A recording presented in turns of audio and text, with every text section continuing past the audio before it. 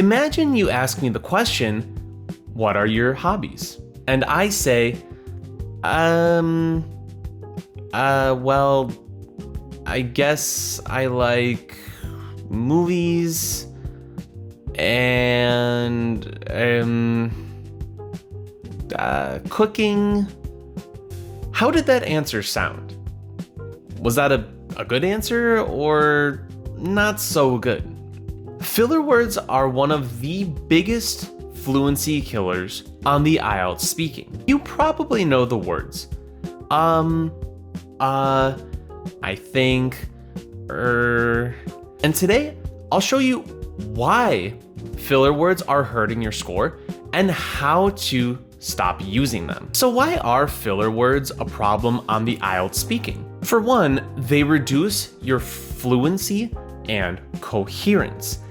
And that is a pretty large grade criteria on the IELTS speaking. Filler words can also make you sound uncertain or unsure. And this can lower your score in the moment, but it can also make you feel stressed for the whole speaking exam too. And lastly, they take up time without adding any value. You want your answer time to be filled with as much valuable information as possible. Let's just take an example. Let's hear a filler word example and a more smooth example. So, I think like people should, travel more. I think people should travel more. When you get rid of the filler words, you add more space for more valuable information in your speaking answers. So why do we use filler words? Well, it's natural. It happens when our brain needs time to think of an answer. Even native speakers use filler words. It's very normal, so don't worry. And while it's natural in regular day-to-day English, on the IELTS, using too many filler words can lower your score. So here are 5 practical techniques you can use to reduce your filler words. Number 1, you need to be comfortable with a pause. That's right. Instead of saying a filler word, you can say nothing. And I know that might feel uncomfortable, but the more comfortable you are with pauses, the less filler words you need. So if you feel an coming along, just stop. Take a pause, take a breath, and that will help you to feel more natural and confident. It takes time to get comfortable with pauses, but with practice, you'll feel more comfortable with them. Number 2 is to slow down your speaking. Many people use filler words because they're trying to speak too quickly and their brain cannot keep up. So if you slow down your speaking, you'll naturally use fewer filler words. Because if you're really trying to do a really quick answer and you're not exactly sure what to say, your brain is trying to keep up and you're trying to go too fast and trying to say too many words, and I think it's just moving a little, it's moving too fast.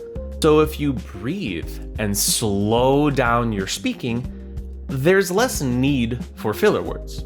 Number 3 is using a delay tactic.